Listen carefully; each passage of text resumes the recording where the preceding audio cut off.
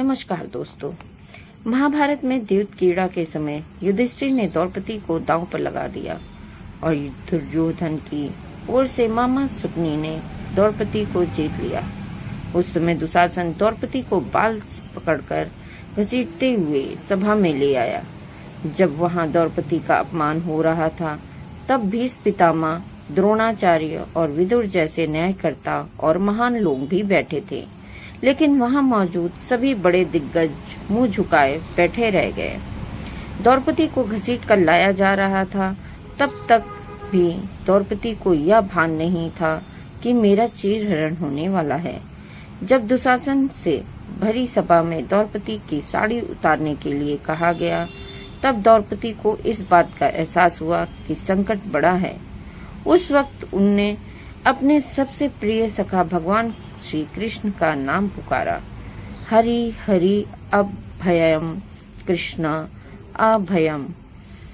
उद्धव गीता या उद्धव भगवत में श्री कृष्ण के सखा उद्धव उनसे इस संबंध में कई सवाल करते हैं। आओ जानते हैं श्री कृष्ण उद्धव संवाद को। उद्धव कहते हैं, हे कृष्ण, आप पांडव के आत्मीय प्रिय मित्र थे। आजाद बांधव के रूप में उन्होंने सदा आप पर भरोसा किया। कृष्ण, आप महान ज्ञानी हैं। आप भूत, वर्तमान, वहां भविष्य के ज्ञाता हैं। किंतु आपने सच्चे मित्र की जो परिभाषा दी है, क्या आपको नहीं लगता कि आपने उस परिभाषा के अनुसार कार्य नहीं किया? आपने धर्मराज युधिष्ठिर को द्यूत क्रीड़ा खेलने से क्यों नहीं रोका? चलो ठीक है कि आपने उन्हें नहीं रोका, लेकिन आपने भाग्य को भी धर्मराज के पक्ष में नहीं मोड़ा। आप चाहते तो युधिष्ठिर जीत सकते थे। आप कम से कम उन्हें धन, राज्य और यहाँ तक कि खुद को हारने के बाद तो रोक सकते थे। उसके बाद जब उन्होंने अपने भाइयों को दांव पर लगाना शुरू किया, तब तो आप सभा कक्ष में पहुंच सकते थे। आपने वह भी नहीं किया। उसके बाद जब दुर्योधन ने पांडवों को सदैव अच्छी किस्मत बताते हुए द्रौपदी को दांव पर लगाने को प्रेरित किया और जीतने पर हारा हुआ सब कुछ वापस कर देने का लालच दिया, कम से कम तब तो आप हस्तक्षेप कर सकते थे। अपनी दिव्य शक्ति के द्वारा आप पासे धर्मराज के अनुकूल कर सकते थे। इसके स्थान पर आपने तब हस्तक्षेप किया जब द्रौपदी लगभग अपना शील खो रही थी। तब आपने उसे वस्त्र देकर द्रौपदी के शील को बचाने का दावा किया, लेकिन आप यह दावा भी कर सकते थे। उससे एक आदमी घसीट कर सभा में लाता है और इतने सारे लोगों के सामने निवस्त करने के लिए छोड़ देता है। एक महिला का शील क्या बचा? आपने क्या बचाया? अगर आपने संकट के समय में अपनों की सहायता नहीं की, तो आपको अपाद बांधव कैसे कहा जा सकता है? बताइए। आपने संकट के समय में सहायता नहीं की तो क्या फायदा? क्या यही धर्म है? इन प्रश्नों का पूछते पूछते उद्धव का गला रो उठा और उनकी आंखों से आंसू बहने लगे।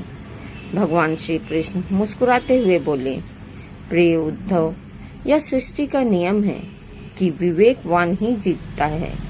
उस समय दुर्योधन के पास विवेक था, धर्मराज के पास नहीं। यही कारण रहा कि धर्मराज पराजित हुए।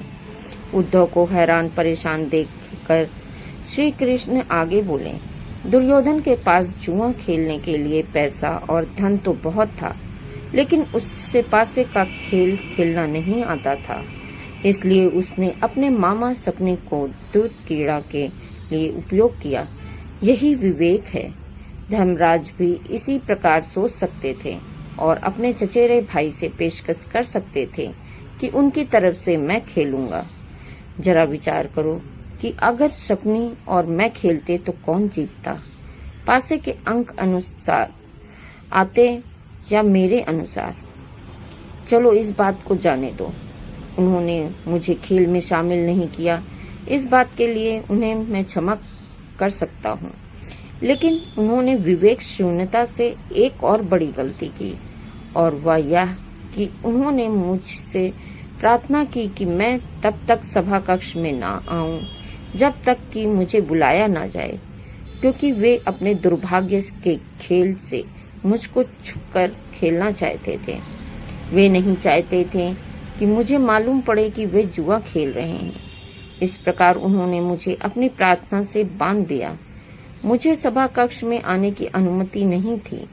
इसके बाद भी मैं कक्ष के बाहर इंतजार कर रहा था कि कब कोई मुझे बुलाता है।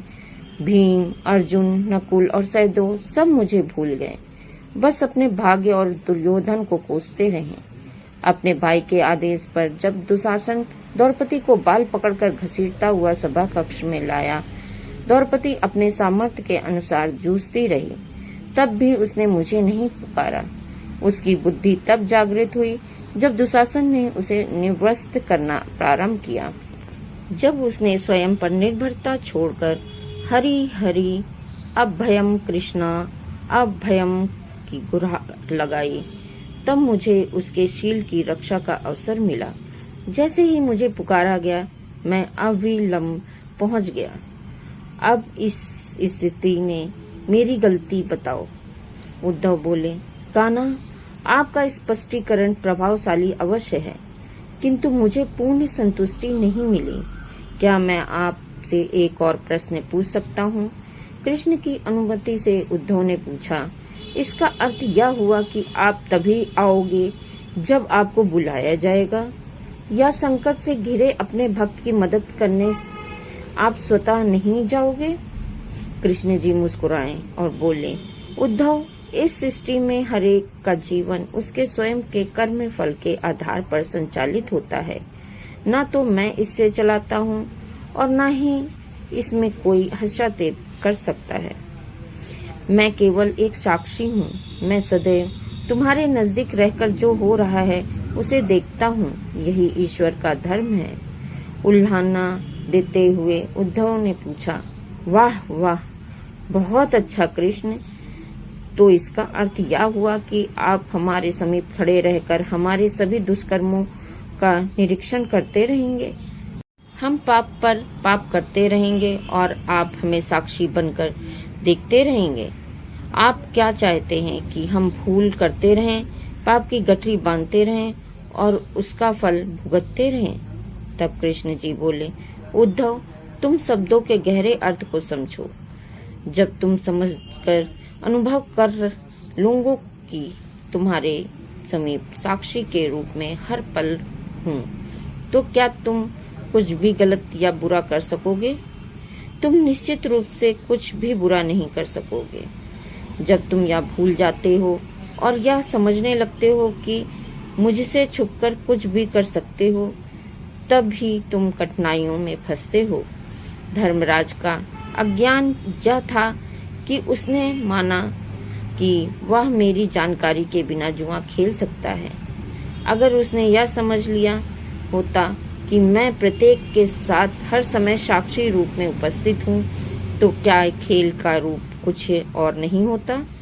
उद्धव मंत्रमुग्ध हो गए और बोले, प्रभु, कितना गहरा दर्शन है, कितना महान सत्य।